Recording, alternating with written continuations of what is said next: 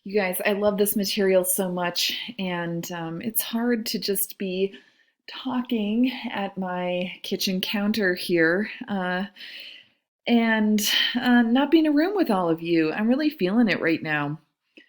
So this is called, sometimes it's inaccurately called the Aztec Sunstone, but I think it's better to call it, um, or I'm sorry, I'm switching things up here. So it's often referred to as a calendar stone, but I think it's more accurate to call it the sunstone. This is the most famous work in Mexico City's phenomenal National Anthropology Museum. It is an emblem of modern day Mexico, and it is incredibly complicated. There's a lot of iconography to go through here. It originally would have been painted. That would certainly help us pick out motifs, and it would have been horizontally displayed on the ground. It's unfinished though. We can actually still see some of the uncarved rock here around this sculpture. Let's use this chart here to help us out a little bit. So in the center, we have this gruesome figure. Tongue, ear spools, clawed hands. This is the sun god right in the middle. And what we see really is the origin of the cosmos as the Aztecs saw it, the creation of the various eras, and those eras are called suns. The current era is the fifth era, or the fifth sun. And we see the different eras depicted in that first bit, those four squares around around the sun god here, and they are. You can see their different names here. I'm not going to go through that with you. The fifth sun prophesied death by earthquakes.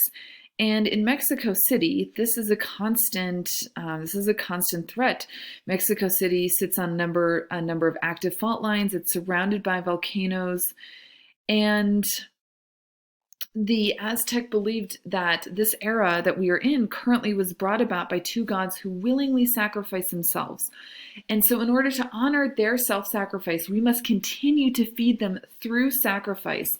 And that sacrifice was through ritual bloodletting of oneself, and animal sacrifices, and also human sacrifices did take place as well. The outer rings, and that first ring is it has 20 glyphs that symbolize the 20 days of the month.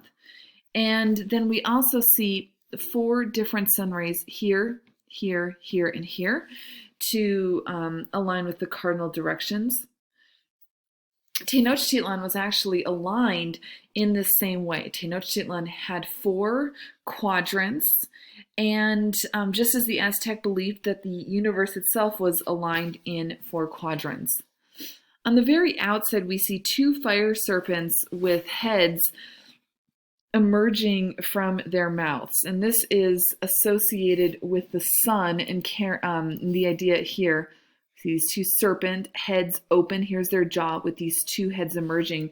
The idea that serpents carried the sun across the sky. They made time happen. All right, you guys, I'm going to skip ahead here just a little bit so that we can get to Machu Picchu. Another hugely important work. Machu Picchu was built, you can see here, it was built outside of the Inca capital of Cusco. Machu Picchu was a royal estate. This is not a big city that we might see or that we might think about, but it's located a 3 days walk from Cusco, and it's nearly 3,000 feet lower in elevation. This is at 8,000 feet. This huge city of Cusco is at 11,000 feet. The Andes are a completely different dimension than what we think of in the Rockies. It was intended as a place where the Inca emperor and his family could host feasts, perform religious ceremonies, administer the affairs of the empire, and it takes advantage of this rugged terrain. Look at this terrace system here. I think we can see it best on this right-hand photograph. These terraces were a common element of highland agriculture long before the Inca. And what it is if you carve out these notches, these steps in the steep mountainside, you increase the arable land surface and you reduce the effects of erosion so that you can farm at these high elevations. Another really ingenious system here at Machu Picchu is water management. There are stone channels that drain water from rainfall and from a spring near the site. And some of that water was channeled into fountains. There were various fountains throughout the site. And the first fountain was placed right outside the emperor's compound. So, of course, he got the freshest water and everything literally trickled down from him. Let's look at some of these really fascinating individual components of Machu Picchu. Here we see an observatory.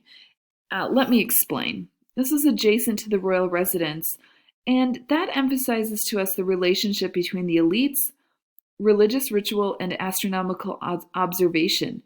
In fact, Pachacuti, the Inca ruler who built Machu Picchu, he claimed that he was both a descendant of the sun and the sun himself. Sometimes the observatory is called the Temple of the Sun, but what we are actually looking at here is this building that has that rounded wall, an upper stone enclosure with windows, different niches, and then underneath is a cave beneath the structure with masonry additions that hold more niches. It's possible that, as I said, this building was used to track the course of different celestial bodies, and that the cave represented the place of the underworld in Inca myth. And we see another spot today in Machu Picchu that shows us this close connection of Inca cosmology with the sun, moon, and stars. So this is called the Hitching Post of the Sun. I love that. It's such an evocative name. And it's a carved boulder. Carved boulders were part of the Inca relationship with the earth. They were expressions of belief in a landscape that was inhabited by supernatural forces. And carved boulders of this type are found throughout the heart of the Inca Empire. The stone's name refers to the idea that it was used to track the passage of the sun throughout the year. Part of this reckoning of time that would be used to determine when religious events take place.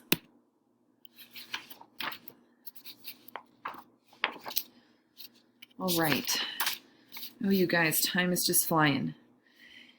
The Inca Empire, they were masters of stagecraft. They ruled a huge swath of land from stretching from modern Quito in Ecuador to Santiago, Chile. And they part of what made this large empire possible was the exchange of high status goods, which helped to secure these economic and power relationships between the Inca and their subject.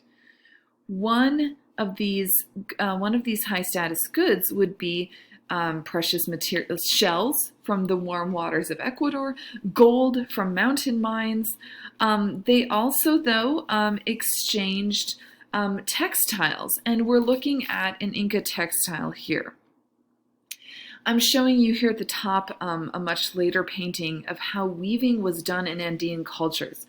It's on a backstrap loom made from a series of sturdy sticks supporting the warp or the skeletal threads, these vertical threads of the textile. And then the loom is secured by this backstrap that wraps around the weaver herself. And you can still see backstrap looms throughout Central and South America today.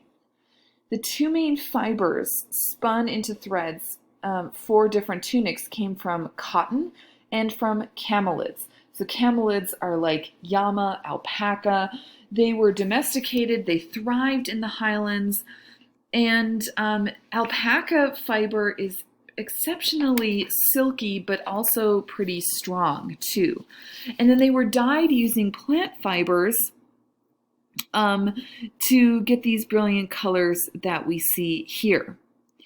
This is a huge amount of work, and these were high status textiles. Not only is it a huge investment in animals, but the dyes, things like cochineal red comes from this little insect that when you squish it is bright red, or indigo blue. These were very expensive materials.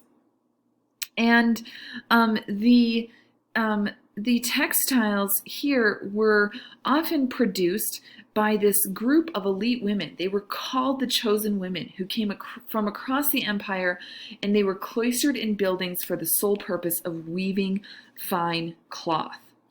Now, what we're looking at here, this cloth would be used to perform religious rituals.